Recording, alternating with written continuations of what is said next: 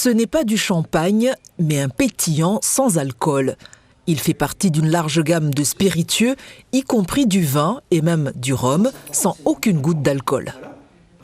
Il y a 0,0% d'alcool.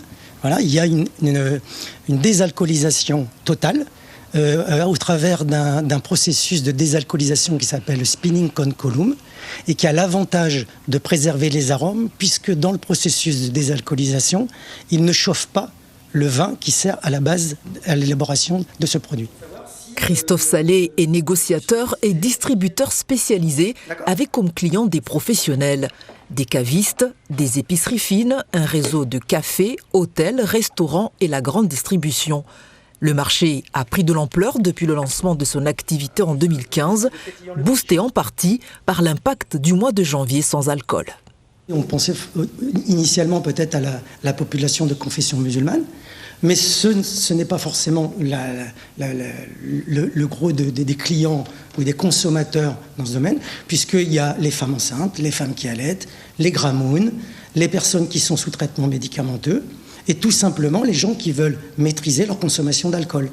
Une alternative qui a trouvé sa place dans les rayons de cette cave. Ici, en janvier, on enregistre en moyenne une hausse de 20% des ventes des produits sans alcool. La gérante Danielle Renard, œnologue de formation, est convaincue par le concept. On fait vraiment tout un effort pour faire des produits qui sont beaucoup moins sucrés, mais qui restent toujours sans alcool, et au niveau de la dégustation, qui sont bien plus qualitatifs. On pourrait à l'aveugle, peut-être, si on fait une dégustation en cachant les étiquettes, peut-être que certaines personnes pourraient se méprendre et penser que ce sont des vins alcoolisés et non sans alcool.